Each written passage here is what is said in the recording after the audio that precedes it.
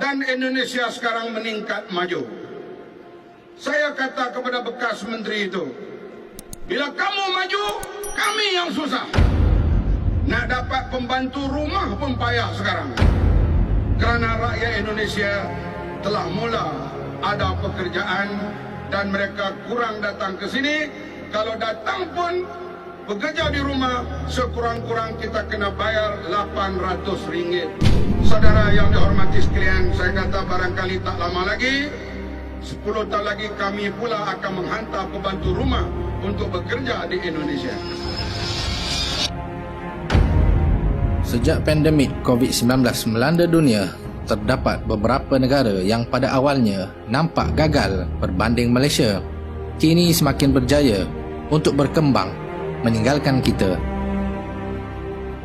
Antaranya adalah negara jiran Indonesia.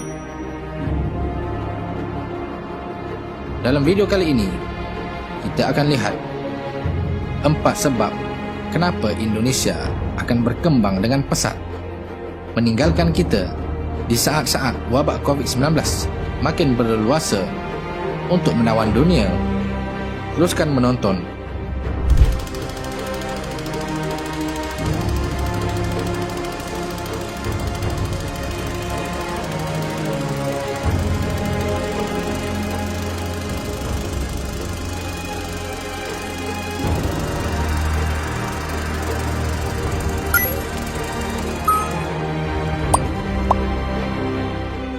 Pertama, pemimpin yang bijaksana.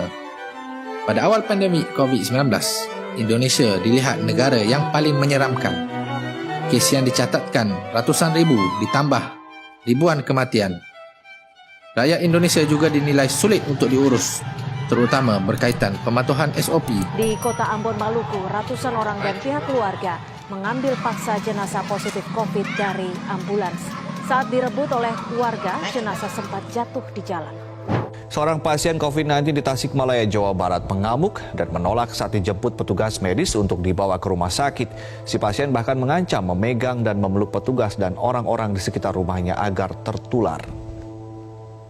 Di samping sikap pemimpin Indonesia yang dilihat tidak berani untuk mengadakan lockdown, Malaysia dipuji-puji oleh para netizen dan YouTuber Indonesia sebagai negara yang cekap menangani COVID-19. Namun, tempoh sanjungan itu tidak berlangsung lama. Kerajaan Abah yang pada awalnya nampak cemerlang, kemudian bertukar menjadi kerajaan gagal. Sementara Indonesia, walaupun pada awalnya tidak terus mengadakan lockdown, pemimpin Indonesia sebenarnya memperkirakan strategi supaya mereka dapat menyelamatkan ekonomi di samping membantras wabak COVID-19. Akhirnya kita lihat pada hari ini, ekonomi mereka berkembang. Menurut Ketua Badan Kebijakan Fiskal Kementerian Keuangan Indonesia, Febrio Nathan Kacaribu, pertumbuhan ekonomi Indonesia di tengah tekanan pandemik masih lebih baik dibandingkan negara-negara Asia Tenggara lain seperti Malaysia, Singapura dan Thailand. Nombor 2, pelabur atau investor lari dari Malaysia pindah ke negara-negara jiran. Menurut Jamari Mokhtar dan Amanda Yu, penyelidik di Emirates Research, walaupun Malaysia terkenal sebagai negara yang memiliki kos terendah bagi menjalankan perniagaan di Asia Tenggara, lanskap politik negara yang tidak menentu kini menghalang syarikat teknologi besar untuk membina ibu pejabat serantau di negara ini. Contohnya Apple dan Samsung lebih memilih Vietnam untuk kilang pembuatannya, manakala Amazon akan membina 3 pusat data di Jawa Barat Indonesia pada akhir 2021 dan awal 2022. Banyak syarikat otomotif berhenti melabur dalam projek berkenaan kerana kurang sokongan dari kerajaan kita yang sedang menghadapi kemelut politik, walaupun kerajaan kononnya memperkenalkan dasar otomotif negara 2020. Sementara itu, komitmen pemerintah Indonesia dalam mempromosikan kenderaan elektrik menyebabkan Hyundai memutuskan memindahkan ibu pejabat Asia Pasifik dan pusat latihannya dari Malaysia ke Indonesia selewat-lewatnya penghujung tahun ini. Ini adalah contoh terbaru. Manakala sebelum ini, penyedia perkhidmatan e-hailing Grab yang diasaskan rakyat Malaysia memindahkan ibu pejabat mereka ke Singapura kerana ekosistem syarikat pemula yang lebih mapan di republik itu berbanding negara kita. Situasi ini menunjukkan kemelut politik secara berterusan memberikan impak negatif terhadap pelaburan, kata Emil Research Institute.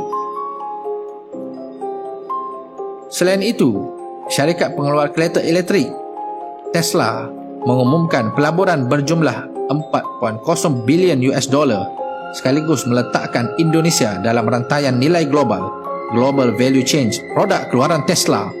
Wow. Contoh lain, Google bergandingan dengan syarikat pelaburan kerajaan Singapura, Temasek, untuk melabur 350 juta US dollar ke dalam syarikat unicorn e-commerce iaitu Tokopedia yang berpangkalan di Jakarta, Indonesia. Pelaburan di dalam Tokopedia ini dijangkakan akan bernilai 83 US dollar pada tahun 2025. Polisi yang menjadikan abang besar ASEAN sebagai negara mesra pelabur asing yang dianjurkan oleh Presiden Joko Widodo nampaknya mula menampakkan hasil. Jadi persoalan sekarang, apa yang Azmin Ali, Menteri MITI yang buat di Malaysia ini? Dan siapa saja yang tinggal di Malaysia untuk melabur? BMF atau GDBAT 333? Yang ketiga, Indonesia memajukan pendigitalan untuk peniaga kecil dan sederhana. Menteri Koordinator Bidang Kemaritiman dan Investasi Luhut Panjaitan optimis ekonomi Indonesia mampu mengatasi negara jiran.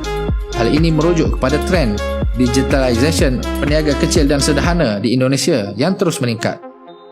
Luhut Panjaitan yakin Indonesia mampu mengalahkan Malaysia dan Singapura pada tahun 2025. Menurut beliau, peran penting platform e-commerce menjadikan hal yang cukup vital dalam proses digitalisasi PKS di Indonesia. Kerajaan Indonesia sendiri menyasarkan sekurang-kurangnya 50% perusahaan kecil sederhana dapat go digital pada 2021. Pada Disember lepas sahaja sudah ada 3.4 juta syarikat kecil dan sederhana yang memasuki ekosistem digital menerusi program 3 juta usaha mikro kecil dan menengah atau PKS go online melalui kempen mereka Bangga Buatan Indonesia. Yang terakhir, kadar vaksin per hari yang lebih tinggi di Indonesia. Menurut Bloomberg.com, COVID-19 vaksin tracker dengan kadar 22,949 dos per hari, Malaysia dijangka akan memvaksin 2/3 populasi dalam tempoh 5.7 tahun. Manakala Indonesia dengan kadar 227,066 dos per hari dijangka akan berjaya memvaksin 2/3 populasi mereka dalam tempoh 4.6 tahun. Sebagai kesimpulan, Indonesia lebih maju berbanding Malaysia kerana telah memvaksin 3.3% populasi dengan pemberian 18 juta dos yang sudah diberikan. Manakala Malaysia di bawah Adham Baba yang menghilang entah ke mana baru mampu memvaksin 1.9 populasi kita dengan hanya 1.2 juta dos yang sudah diberikan. Sekian dahulu 4 sebab kenapa Indonesia bakal lebih maju berbanding Malaysia menjelang COVID-19. Jika anda merasakan ada yang salah dalam data dan fakta yang kami berikan, silakan bantai dan hentam kami di komen di bawah. Terima kasih kerana menonton.